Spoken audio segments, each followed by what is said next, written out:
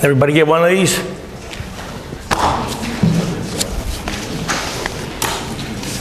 If you didn't, come get it.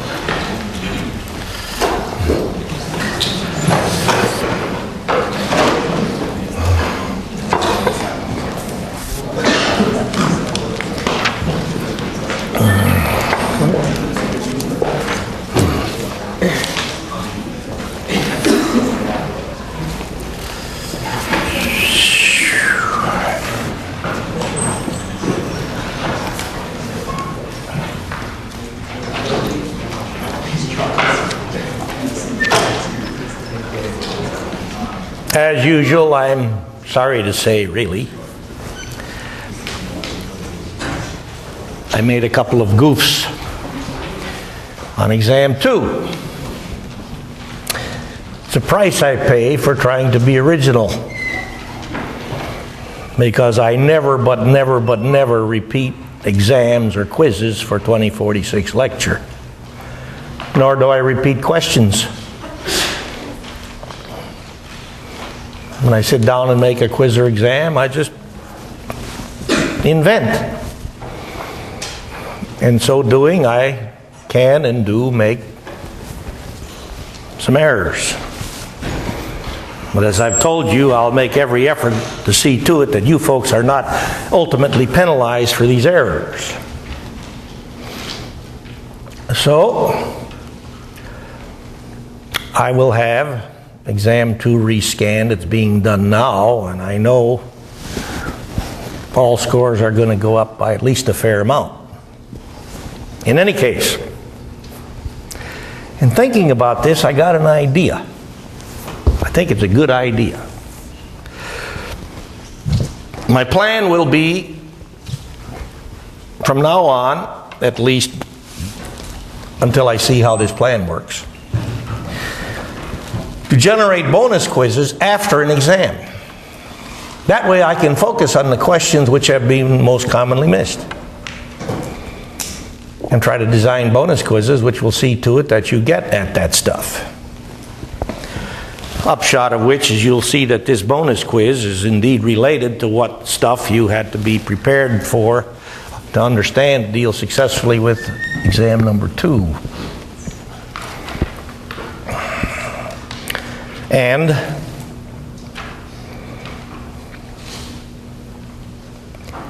bonus quiz questions also relate to these 2 questions which I goofed on this past exam. In addition, I've decided that when you take an exam, given that the scoring machine only looks at the front side of the answer sheet rather than the back side of the answer sheet, the bubble sheet. If you, in working out a problem, believe you've got the correct answer, but the correct answer has not been provided by the listed response choices, then I'll offer you the opportunity to write what you think is the right answer on the back side of the answer sheet. And then after the key comes out, you should be in position to find out for sure if your answer was in fact correct and I didn't provide the correct answer among the listed choices.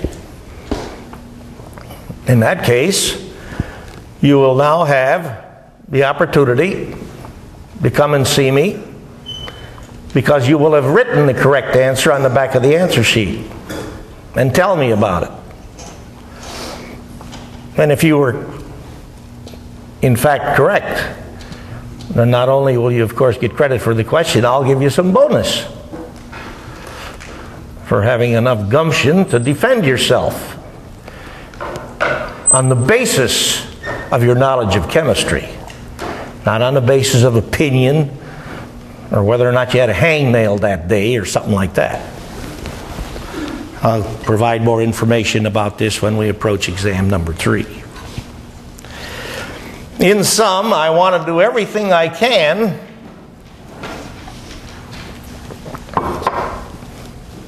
to give you the opportunity to get at this stuff, because this stuff is important stuff. as you will certainly see if you go on and do some more chemistry, which most of you are, I know that. While at the same time not, as I said, penalizing you. So, one more reminder. Since bonus quiz 2, which you now picked up a copy, I made it available because I don't know if you have the capacity to print legal size. Probably do, but I don't know about this kind of stuff too much. When it comes to computerology, I'm still in kindergarten.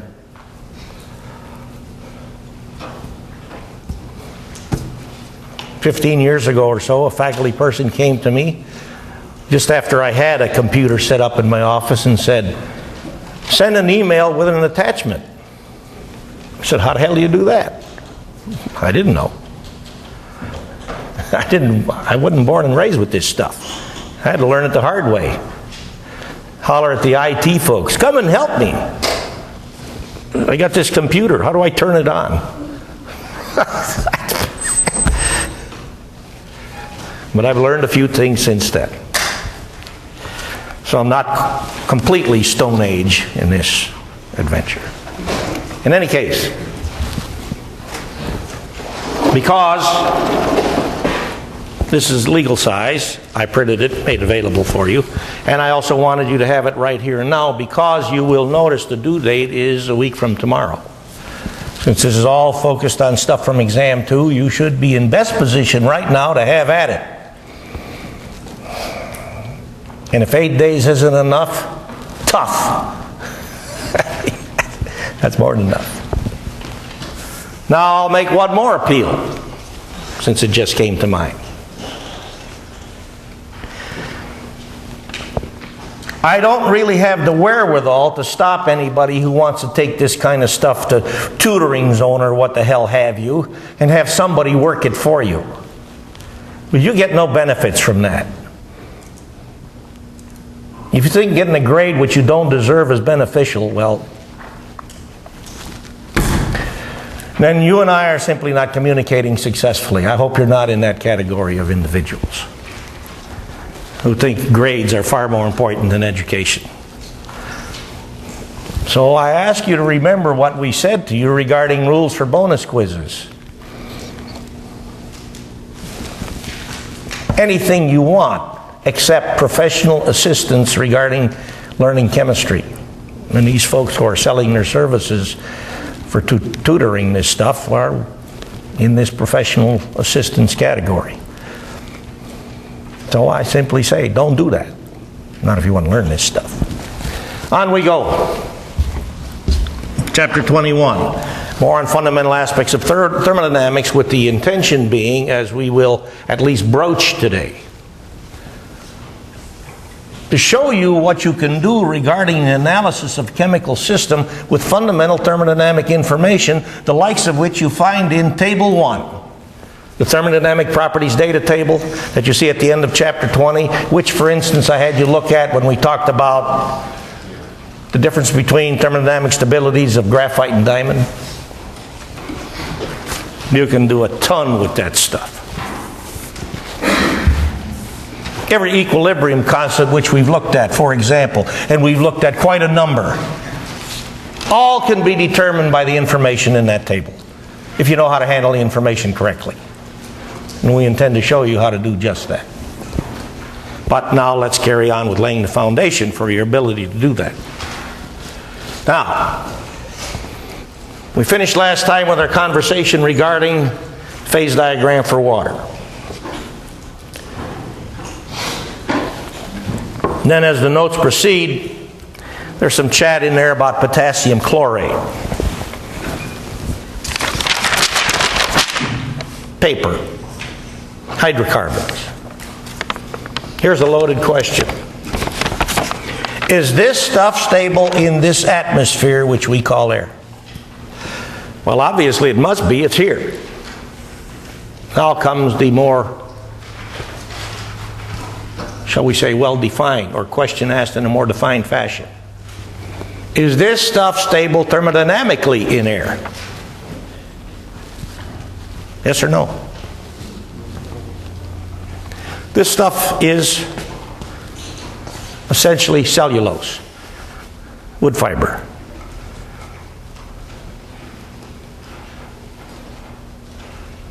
It's a mirror image molecule of a sugar. We humans can ingest sugars and from that derive food value. Termites can't. But termites can eat this paper and get food value, whereas we can't. We can eat the paper, but we don't get any food value from it. If you write the equation for cellulose plus oxygen, with the products being CO2 gas and water liquid, like writing the equation for any hydrocarbon with oxygen to make CO2 gas and water liquid. You think you'll be looking at an equation for a reaction which is exothermic? Exothermic is bond forming, energy liberating, favorable from a change in enthalpy standpoint. You think you'll be looking at a reaction which is favorable from a change in entropy standpoint? Solid plus oxygen makes CO2 gas, and at the temperature of the reaction you'll get H2O gas, not H2O liquid. You think change in entropy will be favorable for that? Yes. You betcha. Plus you're going to get an abundance of moles relative to what you start with. Upshot, this is not stable thermodynamically, nor is any hydrocarbon, nor is potassium chlorate. The data in the notes show you about potassium chlorate. Yet, here's a big, well, the bottle's big. I only got this much potassium chlorate in here now.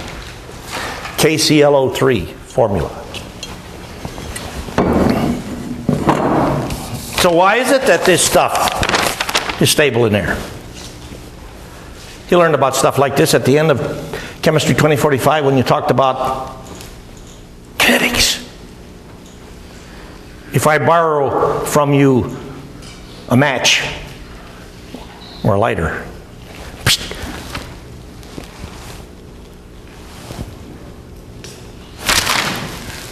and there it goes.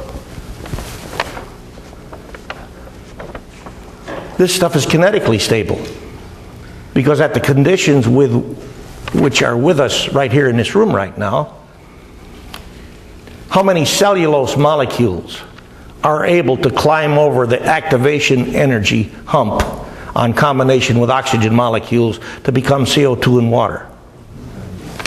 Practically none. But if you get this thing started, do we need to keep on lighting matches when you get firewood going in the fireplace? Do you need to keep throwing lit matches in there to keep it going? Hell no. It's exo. Feeds itself its own activation energy after it gets started. And then you see the thermodynamic instability of such materials revealed in your very presence. Now then,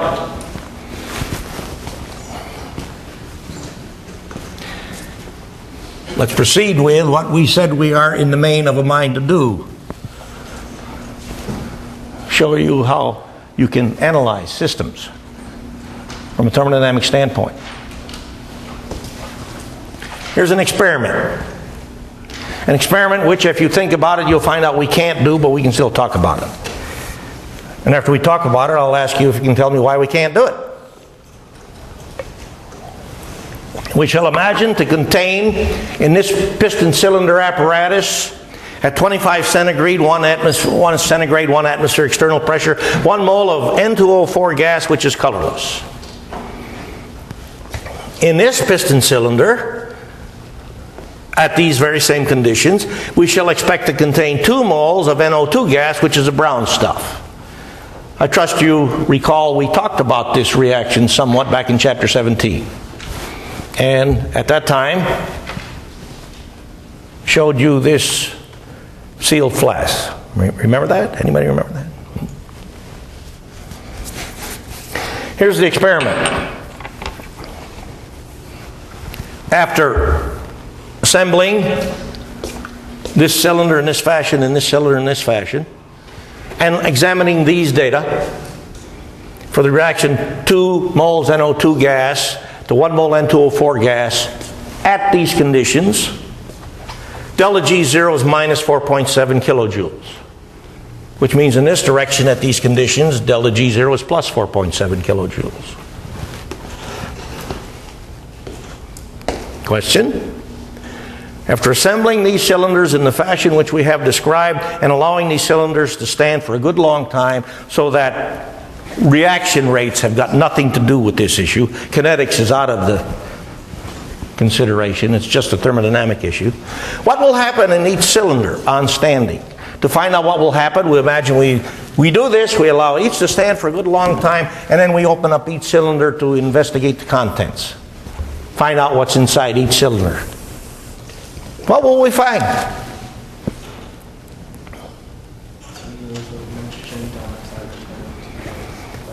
Will we find in this cylinder still N2O4 only?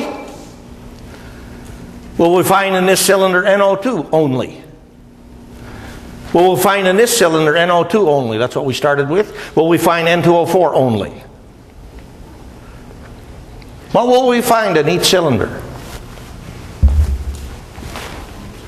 What do we have in this sealed flask? We got some NO2 in here?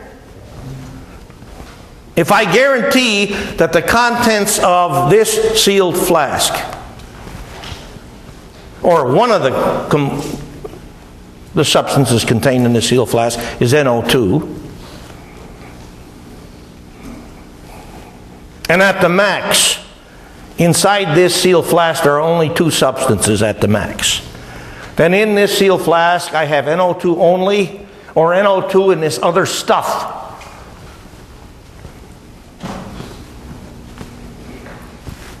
What do you think we find if we open up this flask and analyzed to find another stuff, if it is there? Would we find something in addition to NO2? What would we find? We'd find N2O4. On doing this analysis, would we find the system richer in NO2 or richer in N2O4? Don't be misled by the color. Find more N2O4. Well then, back to our experiment. After opening up each cylinder after this long time standing, what are we going to find in each cylinder? Well, I'll tell you this. We'd find on observation, if we could do this experiment, that on standing, the internal volume of this cylinder would get smaller while the internal volume of this cylinder would get larger. And after no further changes were taking place, we'd find out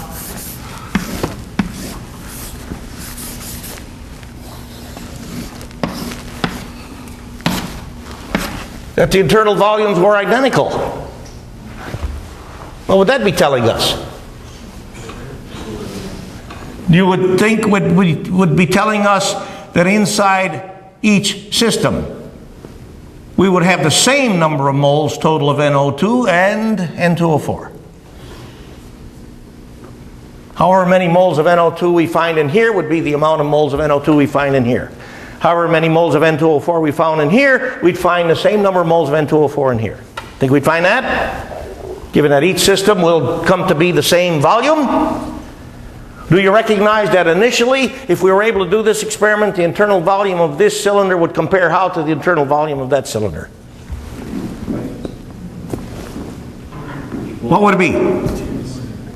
You did this in 2045 when you talked about gases. 2 moles one gas, 1 mole the other gas, at the same temperature and total pressure condition. How would the volumes compare? 2 to 1. I mean, assuming these gases show a behavior which is describable by PV equals nRT. And they do show behavior which is describable by PV equals nRT at these kind of conditions. Well, if we wind up with the same volume,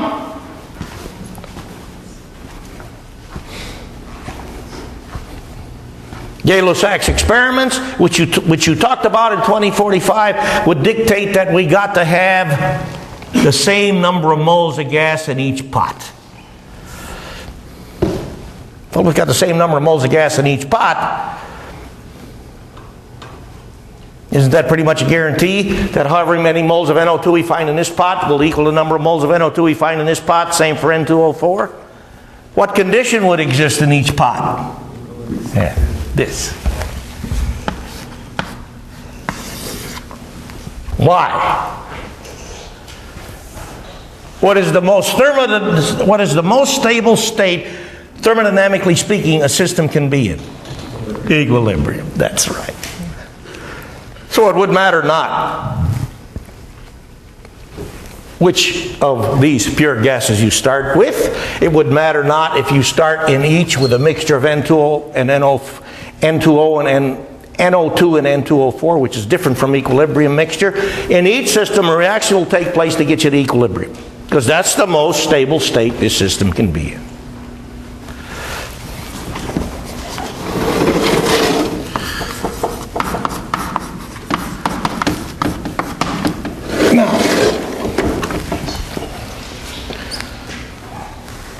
The results of this experiment are described by the graph you see on page 21A.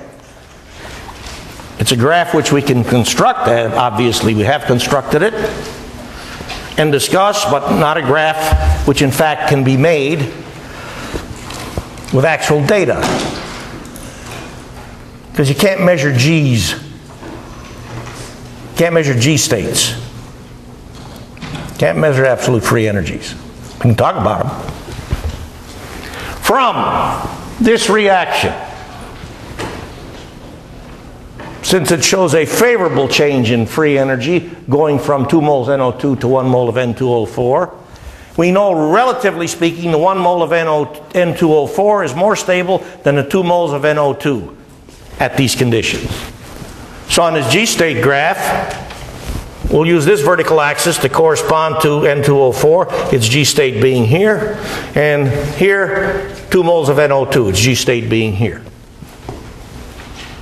So, if based on that information, we construct this graph such that the difference between this G-state position, which is also over here, I've extended it over here to intersect with this vertical axis, and this G-state position is delta G0 for the reaction. And if I go from 1 mole of N2O4 to 2 moles of NO2 at these conditions, I have to input 4.7 kilojoules. On the other hand, if I go from 2 moles of NO2 to 1 mole of N2O4, then 4.7 kilojoules is liberated by the system. A favorable change. Well, I don't care where I start. If I don't start with an equilibrium mixture, this thing goes to equilibrium, because that's the most stable thermodynamic state the system can be in. So whatever is the G state for the equilibrium position for this system, it's got to be lower than the G states for either pure component or any mixture of these components that's different from the equilibrium mixture. So if I make this construction for this G-state graph about percent dissociated of N2O4, and I imagine I start here with 1 mole of N2O4, this thing is going to react spontaneously until it gets to equilibrium, which I denote by this circled asterisk. See? That's a favorable change in G. And if I start with 2 NO2, I'm not going to come down here and liberate minus 4.7 kilojoules, even though that's favorable. I'm going to come down here to the equilibrium position and liberate a greater quantity of energy than 4.7 kilojoules. Because in going from 2 moles NO2 to the equilibrium condition, I liberate more energy. It's a more favorable change in free energy than going from 2 moles of NO2 to 1 mole of N2O4. Interesting. Now then, If I've placed this point or circled asterisk to designate the equilibrium position correctly, then we can see that percent N2O4 dissociated is, well, I don't know, about 20%, something like that. Maybe I tell you in the notes for this graph. What we're going to see is that with fundamental thermodynamic data for NO2 and N2O4, which we will extract from Table 1, we can calculate the composition of this system at equilibrium and find out the exact percent dissociation for N2O4. In fact, it was that which I did to be able to construct this graph in the first place. More on that later. Now,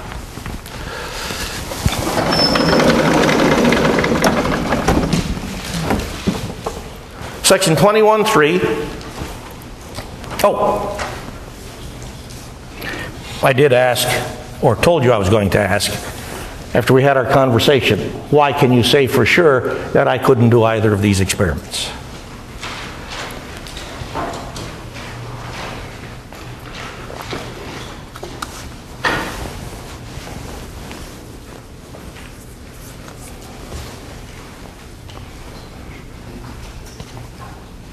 How could I possibly get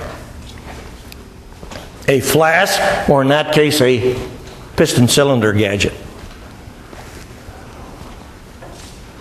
How could I get my flask or piston cylinder gadget to contain 1 mole of N2O4 pure at 25 centigrade 1 atmosphere?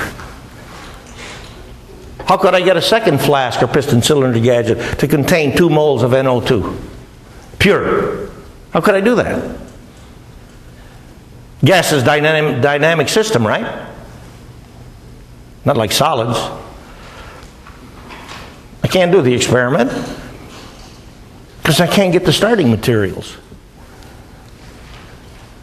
I can't get NO2 pure, nor can I get N2O4 pure at these conditions. Therein lies the rub of the grin. I mean, I can run a reaction which makes N2O4. I can run another reaction which makes NO2. But you think they're going to stand there and wait for me to collect a mole of this stuff and 2 moles of that stuff and put them in these gadgets to do my experiment? No. I can't stop them from getting to equilibrium. Now, there are some experiments which parallel this that you can do, because the isolated materials will be sufficiently stable such that they will not naturally react so as to get the equilibrium condition. And you can't do that here.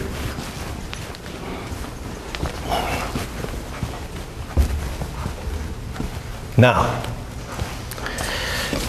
what we want to do, really, to be able to use this information, thermodynamic property information that we see in Table 1, is to develop a relationship between change in free energy for a reaction, standard change in free energy for a reaction, and K, the equilibrium constant for the reaction. Well, start by remembering that pure liquids, pure solids, pure liquids including solvent, are by definition in the standard state. Solutes are in the standard state at 1 molar concentration exactly. Gases are in the standard state at partial pressure for each gas in the system, 1 atmosphere or 1 bar exactly. Well, how can I define standard state for ions in solution? I mean, ions are not compounds. They're not pure liquids. They're not pure solids. If I want to do standard state studies on reactions in solution, what happens to my entropy consideration? The third law allows us to get absolute entropies for pure substances. Can I get absolute entropies for ions in solution?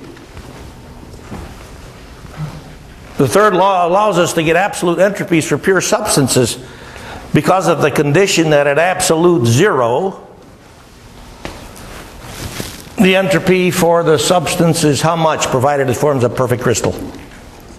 0. Well, What happens if I try to take a solution to absolute zero? Solution remain intact? Hell no. What will happen to the solution as I cool it? You talked about stuff like this in 2045 when you talked about colligative phenomena. As I cool the solution, if waters are solvent, when we get to a low enough temperature, what's going to happen to the solution? The solution will decompose. Why will it decompose? What will happen to the solvent? It'll, what? Crystallize, right? Getting a low temperature. Water's going to freeze.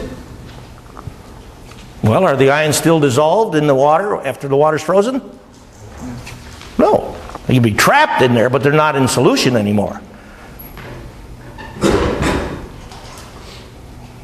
You like popsicles? Is a popsicle a solution or a suspension? It's a suspension, not a solution. Because the flavoring agents become separated from the ice particles. As you took the soup that you used to make the popsicle and froze it so you could put the stick in it and sell it to kids.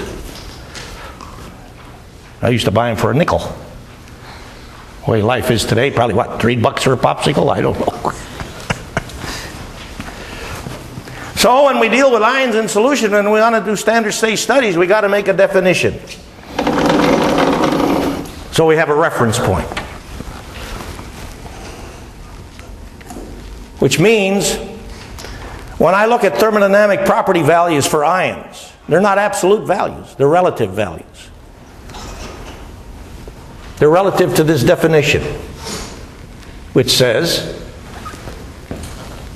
the standard enthalpy of formation, the standard entropy of formation, the standard free energy of formation, all these terms are over here too, for H plus AQ, whatever H plus AQ is zero. Which means what I'm doing is to define the formation of a solution which has a pH of exactly how much? pH of exactly how much? Zero, right? Because standard state, I'm going to make 1 molar hydronium ion, right? 1 molar H plus. That's a pH of 0. That's my reference point. But look at the reaction. I can't run this reaction, but I can talk about it. But I can run this reaction in conjunction with other reactions. Because this is a reaction which is only half a total possible reaction. That's why it's called a half reaction. If you don't quite yet recognize the significance of the statement half reaction, you will when we go to chapter 22 on electrochemistry. This shows the conversion of hydrogen in the 0 oxidation state to hydrogen in the +1 oxidation state. Now, in such a reaction, one that can in fact be run, since this shows hydrogen becoming quote-unquote oxidized, because hydrogen converted to a more positive oxidation state, 0 to +1, must also involve the loss of electrons. The electrons got to go someplace, because if I could run this reaction by itself, as I've already told you, in one bottle I'd collect H pluses, in the other bottle I'd collect electrons, and then Horvath's electron store would open up. I'd sell you all these electrons, and we'd all call up GRU and say, don't need you anymore. Go to hell. Bye-bye.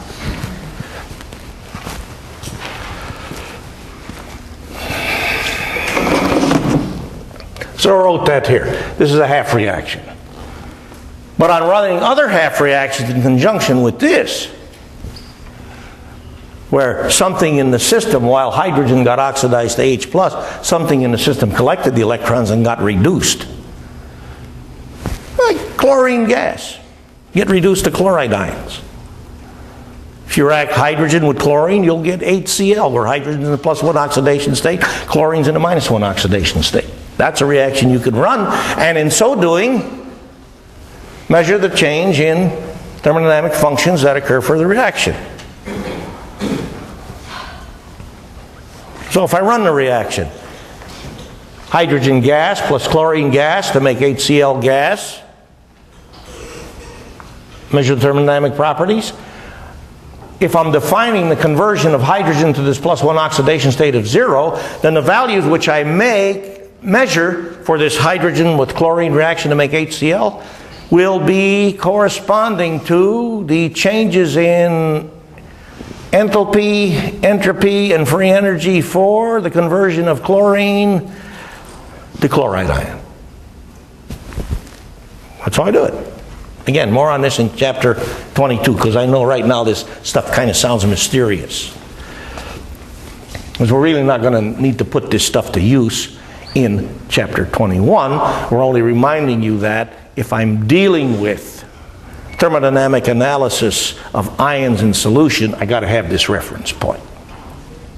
And also, if for this, the standard change in free energy in forming this is 0,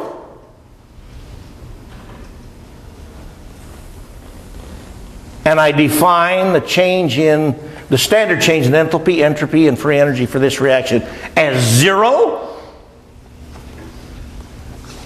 how do these values compare? The standard free energy of formation water liquid compared to the standard free energy of formation of hydronium ion. How do they compare? They got to be equal. So now I got a handle on my hydronium ion. Its standard free energy of formation, like its standard enthalpy of formation, like its standard entropy of formation, all the same as those for water. Now, let's become a little bit more practical with this stuff. Delta GR, delta G0R.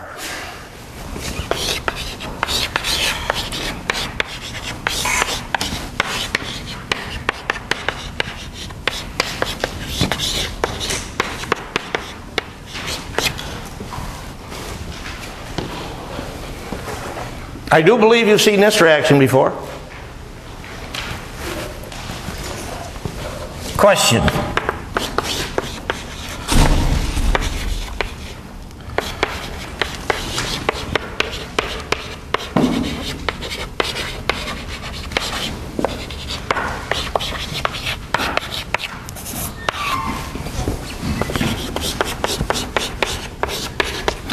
Calcium carbonate dissolves spontaneously in water under normal lab conditions.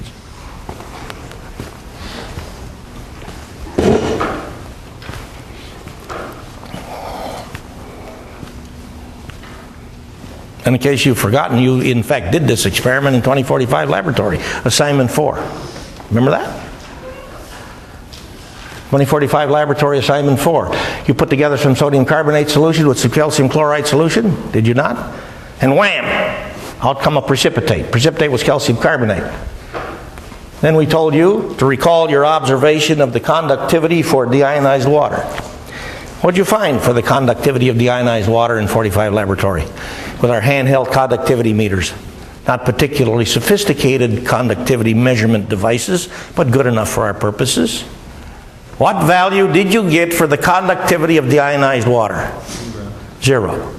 Now then, you made this calcium carbonate. You were told to transfer it to a piece of filter paper in a filtering funnel and wash it to remove any residual sodium ion or chloride ion or excess calcium ion or excess carbonate ion, whatever have been the case.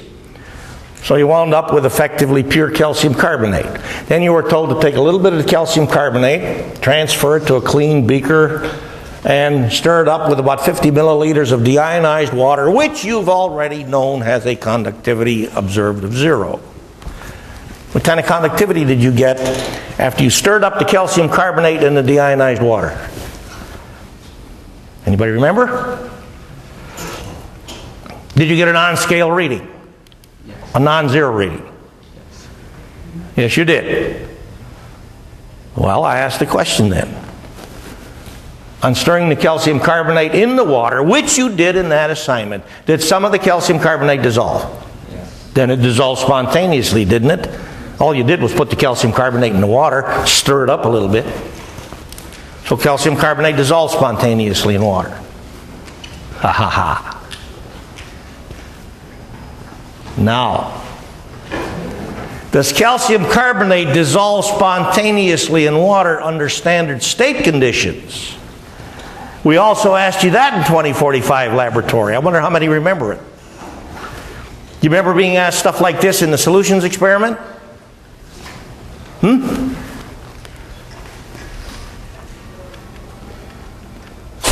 The discussion in the solutions experiment is very much devoted to this issue. The intention being, if I talk about a thermodynamic change based on delta G, I'm dealing with a real can of worms. Because delta G corresponds to the system under any imaginable set of conditions. And if all I do is to take some calcium carbonate, pure, and put it in contact with water, pure, only thing that can happen is dissolving. Nothing else can happen.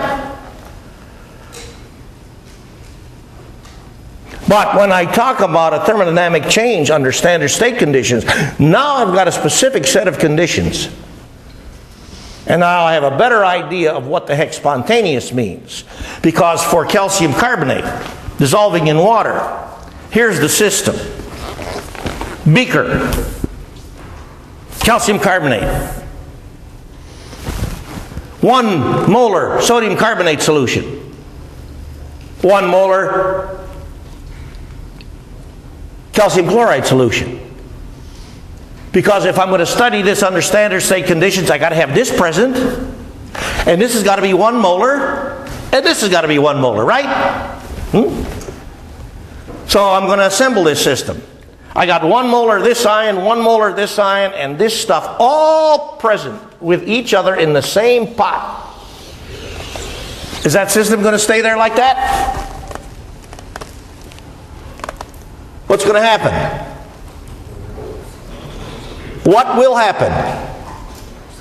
You did this in 45L. What happened?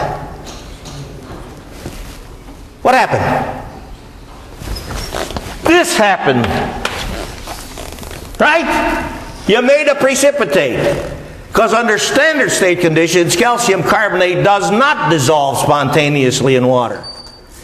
But under any imaginable set of conditions, calcium carbonate dissolves spontaneously in water until what condition is established? Equilibrium. So delta G is negative until you get to equilibrium, at which point delta G becomes 0. But if I start with standard state conditions, now I got molarities of these things which are way in the hell bigger than what I have at the equilibrium condition. So be careful when you think about delta G in comparison to delta G0 for any transformation. More from this point tomorrow in discussion class, and then we'll carry on accordingly on Wednesday. Everybody got